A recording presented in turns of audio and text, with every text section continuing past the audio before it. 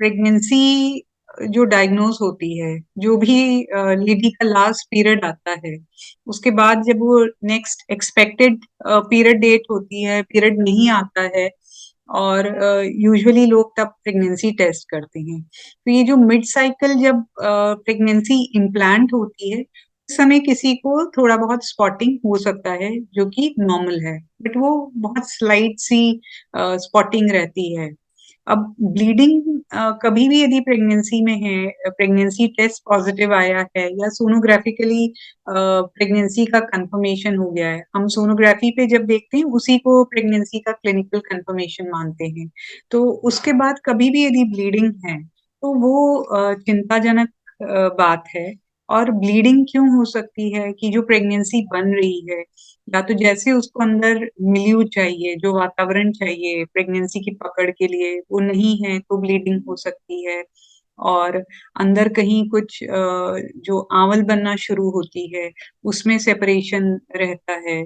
और एक इम्पॉर्टेंट चीज रहती है एक्टोपिक प्रेगनेंसी, यानी गर्भाशय के अलावा ट्यूब में या गर्भाशय के बाहर प्रेगनेंसी डेवलप हो रही है, तो भी ब्लीडिंग हो सकती है। हम बात कर रहे हैं ये ब्लीडिंग के कारण जो शुरुआती 3 महीने में रहते हैं।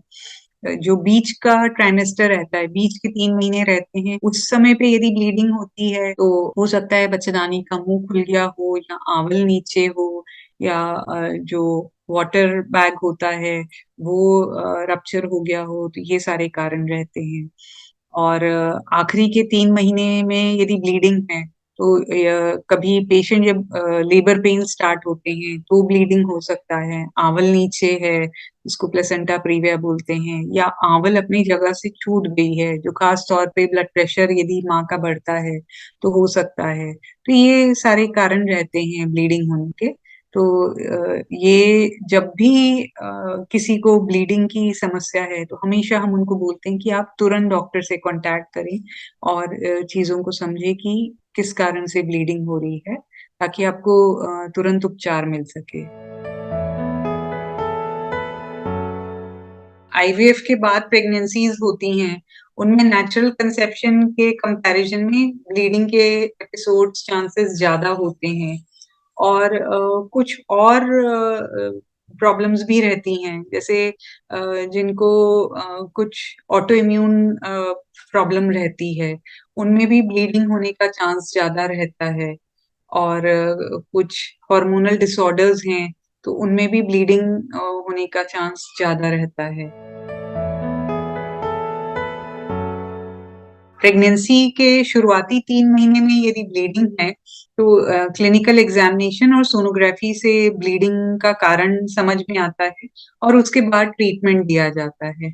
और यदि जो बीच की तिमाही में सेकेंड ट्राइमेस्टर में ब्लीडिंग है, वो भी क्लिनिकल एग्जामिनेशन और सोनोग्राफी से कंफर्म होता है।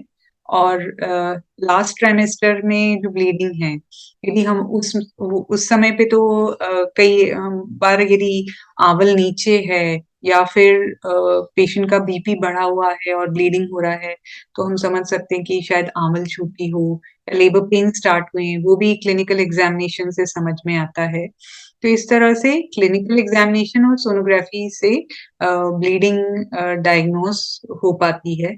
और फिर उसको फर्स्ट ट्राइमेस्टर में ब्लीडिंग है तो यानी प्रेगनेंसी फर्दर उसका पकड़ ठीक रहे, उसके लिए कई प्रकार के दवा गोली इंजेक्शन दिए जाते हैं और उससे हमको अच्छे रिजल्ट्स भी मिलते हैं। ब्लीडिंग के बारे में हमने बात की और एक कारण मैंने बताया था एक्टोपिक प्रेगनेंसी। एक्टोपिक प्रेगनेंसी में कभी यदि जैसे जो गर्भाशय के बाहर प्रेगनेंसी डेवलप हुई है और वो बढ़ रही है, तो जैसे जो ट्यूब्स में प्रेगनेंसी कभी जब आती है, तो यदि वो रप्चर हो जाए तो बहुत ज्यादा ब्लीडिंग होती है और उस स्थिति में मरीज का ब्लड प्रेशर एकदम से गिरता है। यदि ब्लीडिंग के साथ किसी को भी चक्कर या फिर हम देखते हैं कि बहुत ज्यादा सीवियर पेन है, तो वो उसको तुरंत इमरजेंसी वो रहती है, और हमको तुरंत मेडिकल एड पेशेंट को मिल सके, इस चीज़ की व्यवस्था देखनी चाहिए। कभी कोई छोटा-मोटा लोकल इन्फेक्शन है तो ब्लीडिंग हो सकता है और जैसे मैंने बताया इम्प्लांटेशन के टाइम जो ब्लीडिंग है, तो वो भी एज़ सच प्रॉब्लमैटिक नहीं है। बट जब तक हम उस चीज़ को क्लिनिकल एग्ज़ामिनेशन और सोनोग्राफी से कन्फर्म नहीं कर पाते हैं, तो कोई भी ब्लीडिंग एक सीरियस चीज़ तो रहती है। इसलिए हमेशा यदि ब्लीडिंग स्पॉटिंग हो रही है, तो उसको इग्नोर नहीं करना चाहिए। किसी को प्रेग्नेंसी लॉसेस रहे हैं पहले, तो डेफ़िनेटली यदि उनका प्रेग्नेंसी प्लान करने से पहले जो चीज़ें हम रेक्टिफ़ाई कर सकते हैं, उनको यदि हम रेक्टिफ़ाई करते हैं, जो चीज़ों को हम ऑप्टिमाइज़ कर सकते हैं कि नियर नॉर्मल उस पे ला सकें, दवा-गोली या कोई प्रोसीजर द्वारा, तो वो किया जाता है और प्रेग्नेंसी प्लान करने से पहले ही दवा-गोली चालू कर दी जाती है।